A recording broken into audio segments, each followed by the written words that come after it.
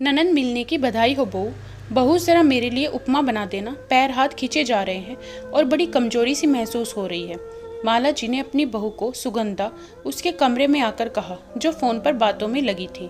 कहकर आने के आधे घंटे बाद तब जब माला जी को ना उपमा मिला ना किचन से कोई आवाज आई तो वो फिर बहू के कमरे की ओर चल दी। 5 मिनट में बना के दे दे बहू, फिर जितना बात करना होगा कर लियो। पेट अजीब सा हो रहा है। गुस्से से फोन काटकर सुगंधा ने सास की ओर घूरते हुए कहा, कितनी भूख लगती है आपको? हाँ, सुबह उठकर बिस्किट ड्राई फ्रूट्स के साथ चाय, फिर ब्रेकफास्ट, फिर लंच और अभी तो 5 भी नहीं बचे और चिल्लाना शुरू। लगा क्या रखा है ये आपने? आपके साथ ही तो मैंने भी लंच किया है। मेरे तो हाथ पैर नहीं खींच रहे, ना चक्कर आ रहे हैं, ना कमजोरी लग रही। तबीयत खराब से अभी अभी ठीक हुई हूँ ना बहू। पता नहीं दवा का असर है या और कुछ, पर बहुत भूख लगती है। डॉक्टर ने भी कहा है 2-2 घंटे पर कुछ ना कुछ खाते रहना है। थोड़े दिनों की बात है, बना दो।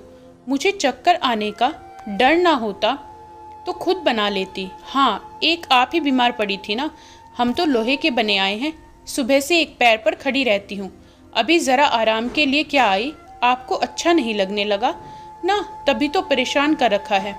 तन तनाती हुई सुगंधा रसोई की ओर बढ़ गई। माला जी ने घड़ी देखा, 5 बज चुके थे। 1 बजे खाना खत्म करके वो अपने कमरे चली गई थी और माला जी अपने कमरे।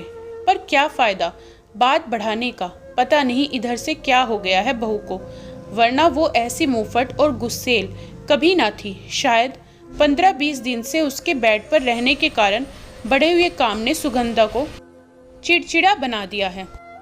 खैर, थोड़ी देर में लगभग पटक ही गई सामने उपमे की प्लेट। माला आत्मा तो रो पड़ी, पर मन से खुद को समझाया इस अपमान से बचने के लिए जल्दी से जल्दी ठीक होना ही होगा। अभी पहला चम्मच मुंह में डाला ही था कि बहू का फोन फिर बजा। हाँ बुआ जी, चरण स्पर्श, कैसी हैं आप? बुआ जी यानी उनकी ननंद कमला ने सुगंधा को फोन किया। पर कैसे और क्यों? शादी के बाद अभी उसके बीमार पड़ने पर 2 दिन के लिए आई थी बहू से मिलने। मिलने क्या, उनका तो मकसद होगा देखना कि सास बहू में कैसी चल रही है, क्योंकि जब अपनी भाभी से ना पटी कभी उनकी तो भाभी की बहू से मिलने का क्या मतलब? माला को सास तो कभी सास जैसी लगी ही नहीं, माँ ही थी वो हर तरह से। पर हाँ, ननद ने सास वाली फीलिंग भर भर के दी। हर चीज़ पर टोक टाक नुक्स निकालना, जी भरकर सुनाना। कभी कभी आजीज होकर रो पड़ती तो पति समझाते। कमला दीदी की शादी बहुत कम उम्र में हो गई और ससुराल भी अच्छा नहीं मिला। असमय गृहस्थी के भार और वहाँ की प्रताड़ना ने उन्हें ऐसा बना दिया है।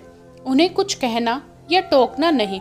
मैं तुम्हें रुई ला दूंगा, जब वो बोले तो कान में डाल लेना। माना बहुत कष्ट परेशानियां झेली होंगी दीदी ने, पर उससे तो सबक लेकर उन्हें सीखना था ना कि उल्टा उसका बदला वो अपनी भाभी से ही लेंगी। ये कौन सा तरीका था अपना दुख कम करने का? खैर, पास के गांव में रहने वाली दीदी हमेशा आती जाती रहती और उसकी बैंड बजाती रहती। तब की बहू थी तो बर्दाश्त करना ही था और चारा भी नहीं था। कुछ सास ससुर के बाद और बच्चों की अच्छी शिक्षा के लिए जब शहर आना हुआ तब चैन की सांस ले पाई थी माला। हालांकि दीदी जब तब यहाँ भी पहुँच जाती थी और गांव की ही तरह सप्त मसूर में शुरू भी हो जाती थी। पर एक दिन भाई ने टोका, दीदी ये सोसाइटी है, यहाँ रोज रोज हल्ला गुल्ला हुआ तो आसपास के लोगों की शिकायत पर हमें निकाल दिया जाएगा। मैं बोलने से मना नहीं करता, पर धीरे धीरे बोलो दीदी। फिर थोड़ी ढीली पड़ी थी वो। बढ़ते हुए भतीजों में भी अपनी छवि अच्छी बनानी थी तो अब थोड़ा बहुत संभल कर बोलने भी लगी थी। पर समय के साथ आना तो काफी कम होता गया, पर मन का विषाद कम न हुआ। अभी भी भाभी उनकी नज़र में इंसान नहीं है, उनकी अपनी नहीं है, दुश्मन है, प्रतिद्वंदी है। अब समझ में आया। इस बार जब वो आई थी तो माला अनमनी सी थी। बुखार आ रहा था, सर दर्द, बदन दर्द था तो ज़्यादातर अपने कमरे में ही पड़ी रहती थी। शायद अपने मन का जहर उन्होंने थोड़ा बहुत बहू के मन में भी भर दिया हो। शायद इसलिए बहू बदली बदली सी नजर आ रही है, पर क्या कहा और कैसे समझाए वो बहू को। उसने तो जानबूझकर बुआ के बारे में कभी बहू को कुछ गलत नहीं कहा और हमेशा बहुत अच्छे से पेश आई, उनसे सोचकर कि इससे तो उनकी भी छवि बिगड़ेगी। बहू की नज़र में ऐसे ही ननंद भाभी के रिश्ते बदनाम हैं, पर दीदी तो फ़ायदा उठा गई। लेकिन बहू को भी तो समझना चाहिए ना, वो अपनी सास को साल भर से देख रही है। समझ में नहीं आता कौन कैसा है, उसके खिलाफ यहाँ आकर जो भड़काया सो भड़काया ही। अब फ़ोन पर भी बहू को जाने क्या क्या उल्टी सीधी पट्टी पढ़ा रही है। अब वो कुछ बहू को बोलेगी तो वो समझेगी ही नहीं, क्योंकि दीदी ने पहले सब कुछ नमक मिर्च लगाकर बोला होगा। पर हाथ रखकर बैठने से भी तो कुछ नहीं होगा। दिन ब दिन उनकी सुन सुनकर बहू की इज्जत और प्यार तो घटते ही जाएंगे। उसके प्रति कुछ तो करना होगा। बहू, पता है, मेरा बड़ा अरमान था कि मेरी एक बेटी भी हो। बेटियों से घर हरा भरा होता है, चहल पहल रहती है। और सच बताऊं, जब छोटा होने वाला था तो मुझे लगता था बेटी ही होगी, मेरे राघव को बहन मिल जाएगी। हाँ, पहले से बेटा हो तो दूसरी संतान सबकी इच्छा होती है कि बेटी ही हो। मटर छीलती सुगंधा बोली। और भी एक बात थी, शायद तुम हंसोगी भी। सुनकर मुझे लगता था कि मेरी होने वाली बहू की एक ननंद भी हो। असल में ननंद का अनुभव मेरा इतना अच्छा रहा है ना कि क्या बताऊं।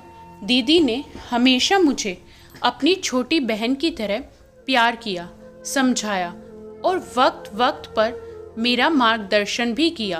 अब देखो ना, मैं बीमार पड़ी और वो खुद ब खुद आ गई। दिल का रिश्ता है ना। माला ने देखा सुगंधा के मुंह पर दुविधा सी आई, पर उसने कुछ बोला नहीं। मतलब तीर निशाने पर लगा।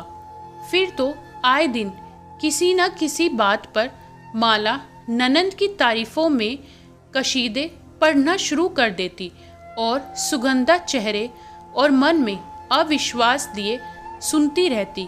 उधर बुआ जी का फोन भी हफ्ते में एक दो बार आ ही जाता। उनका बुराई पुराण अलग जारी था। दोनों की विरोधाभासी बातें लगातार सुनते सुनते एक दिन सुगंधा फटी पड़ी। बस कीजिए मम्मी जी, इधर आप बुआ जी की तारीफों का गुणगान करती हैं, उधर बुआ जी भाभी ऐसी, भाभी वैसी, भाभी ने ये किया था, भाभी ने वो कर दिया था, सुनाती रहती हैं। इरादा क्या है आप दोनों का? दोनों ननंद भाभी मिलकर पागल कर देंगे क्या मुझे? माला सुगंधा की इस बात पर जोरों से हंस पड़ी। अच्छा, सच सच बताओ, तुम्हें कौन सच्चा लगता है और कौन झूठा? अब तो दोनों ही सच नहीं लगते। पहले पहल बुआ जी सच लगती थी, पर क्या इंसान में सिर्फ बुराइयां ही होती हैं? आपने क्या आज तक एक भी अच्छी चीज़ नहीं की उनके लिए? दादाजी दादी जी के लिए ये तो बिल्कुल भी भरोसा नहीं होता। और आपकी बात इसलिए सच्ची नहीं लगती क्योंकि बुआ जी की बातचीत और तेवर से ऐसा नहीं लगता कि वो इतनी अच्छी और इतने गुणों की खान है। मैं पढ़ी लिखी हूँ मम्मी जी, मुझे सच झूठ में अंतर समझ में आता है। सुगंधा ने रहस्योद्धान किया। पर बहू, अब भले ही समझ रही हो, पर शुरू शुरू में तो बदलाव आया था तुम्हारे व्यवहार में। हाँ, वो शुरुआत थी ना बुआ जी के बुराई पुराण की, और बात भी उन्होंने ऐसी ही बोल दी थी। बताओगी? बोला था आप बीमार थी तो आपको मैं वक्त पर सारी चीज़ें कमरे में दे रही थी। तो उन्होंने गहरी सांस भरते हुए कहा था, बहुत किस्मत वाली है भाभी जो ऐसी बहू मिली। खुद तो मेरे माँ बाप को खाने पीने के लिए तरसा देती थी, 2 टाइम खाना बनाती थी बस, और फिर रेडीमेड खाने से काम चलाने कहती थी। सुबह और रात के खाने के बीच क्या मजाल जो कुछ बना दे। अच्छा ये बात, पर उन्होंने ये तो नहीं बताया होगा ना कि तब गैस चूल्हे नहीं थे। क्या बनाकर और कैसे बनाकर देती? तुम ही बताओ बहू। पर इसी के उपाय में मैं ढेर सारी मठरियाँ और नमकीन बनाकर रख देती थी ताकि उन्हें भूख लगे या मेहमान आए तो ठीक रहे। वो ये भी कह रही थी एक बार बाबूजी गंभीर रूप से बीमार पड़े थे, दिन भर गर्म पानी पीने बताया था वैद्य जी ने, पर तुम्हारी सास एक बार ही पानी गर्म करके पतीले में रख देती जो थोड़ी देर में ठंडा हो जाता था और बेचारे बाबूजी को ठंडा पानी ही पीना पड़ता था। हे भगवान, इतना बड़ा झूठ! तुम्हें पता है बहू, जब डॉक्टर ने ऐसा बताया था तो मैंने तुम्हारे पापा जी को शहर भेजकर मिट्टी के तेल से चलने वाला स्टोव मंगाया था और जब बाबूजी को पानी की या काढ़े की ज़रूरत पड़ती थी तो झट से उस पर बनाकर दे देती थी। तो कितनी तारीफ़ें करते थे। अम्मा बाबूजी मेरी इस बार जब जाओगी गांव तो पीतल की वो स्टोव दिखाऊंगी तुम्हें, माला ने पुराने पलों को याद करते हुए कहा। मैंने देखा था वो स्टोव मम्मी जी, जब कुल देवता की पूजा करने हम लोग गांव गए थे और इन्होंने बताया भी था कि इस पर पानी गर्म होता था। काढ़ा और चाय इसी पर बनती थी हमारे घर जब दादी दादाजी थे। सॉरी मम्मी जी, बुआ जी की इन्हीं भड़काने वाली बातों को सुन सुनकर आपकी बीमारी में मैं आपको इग्नोर करने लगी थी। वो कहती थी जैसा किया है वैसा तो भरेगी ना, तुम्हारी जगह कोई भी होता तो ऐसा ही सोचता और करता बहू, पर समय के साथ तुमने फिर अपनी सोच को सुधार लिया, ये तुम्हारा बड़प्पन है। अब मैं बुआ जी का फ़ोन ही रिसीव नहीं करूँगी, बड़ा मन खराब हो जाता है सब सुनकर। नहीं नहीं, फ़ोन रिसीव नहीं करोगी तो वो सुनाने यहाँ भी चली आएंगी। वही करो ना जो तुम्हारे पापा जी मुझसे करने कहते थे, कान में रुई ठूस कर उनकी बातें सुन लिया करो। कुछ रिश्ते ऐसे ही होते हैं, ना चाहकर भी निभाने पड़ते हैं बेटा, पर इनके फायदे भी होते हैं। सही कह रही है मम्मी जी, इससे तो एक सबसे बड़ा ये फायदा हुआ ना कि मुझे कोई दुविधा होगी तो मैं सबसे पहले आपको पूछ लूँगी ताकि गलतफहमी पैदा ही ना हो। बुआ जी तो अनजाने में हमें और करीब ले आई, इसलिए तो कह रही हूँ कर लो बर्दाश्त। सास की ननंद को ननंद ना होते हुए भी ननंद का सुखद एहसास मिलने की बधाई हो बहू। ये बधाई तो नहीं स्वीकार करूँगी, पर हाँ, हमारे संबंध पारदर्शी होने की बधाई हम दोनों को मम्मी जी। अब वो जो बोलेंगी मैं लाउड स्पीकर पर रख दूंगी।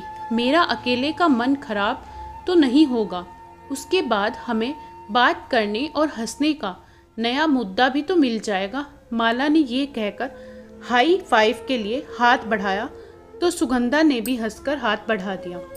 दोस्तों, कैसी लगी आपको ये कहानी हमें कमेंट करके बताएं। वीडियो को लाइक करें, शेयर करें और प्लीज़ चैनल को सब्सक्राइब करना ना भूलें।